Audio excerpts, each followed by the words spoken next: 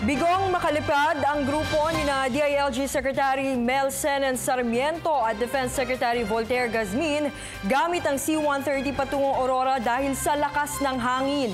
Pinuri naman ni NDRRMC Executive Director Alexander Pama ang pakikiisa ng mga mamamayan sa paglikas at ang kooperasyon sa pagitan ng mga local government unit sa kasagsagan ng bagyo.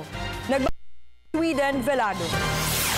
Bigong makalipad patungong Aurora ang grupo ni Interior Secretary Mel Sarmiento kasama si Defense Secretary Voltaire Gazmin na lula ng C-130. Nakatakda sana silang magkaroon ng aerial assessment at pamamahagi ng relief goods sa Baler at Kasiguran para sa mga biktima ng bagyong Lando. Punong-puno po yung C-130 kanina ng supplies, magkasama kami ni Secretary Voltaire Gazmin. Ang nagka-problema lang, napakalakas po ng hangin doon. In fact, yung helicopter na nauna, muntik na sila din madisgrasya dahil sa lakas ng hangin.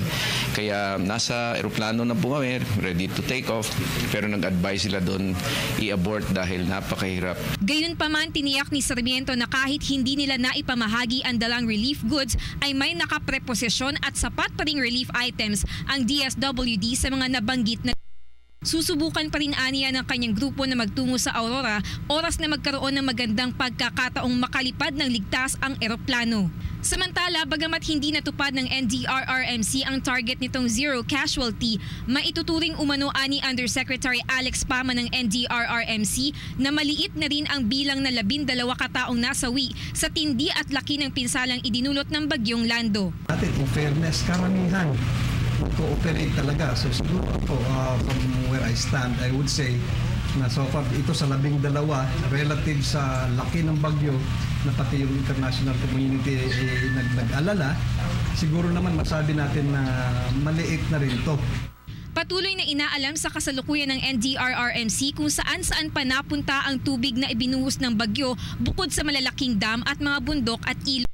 Ihimok din ng NDRRMC ang mga gagawa ng aerial assessment na kuna ng larawan ang makikita nilang mga lugar kung saan may daming o naipong maraming tubig na may kasamang mga troso. Grupo ito, kasi pag ito'y nabasag, bumuka, yung volume ng tubig ay raraga sa pababa, flash flood so mangyayari, may kasama pang mga punong kahoy na napakapeligro kung maalala. Para sa Telebisyon ng Bayan, ako si Sweden Velado.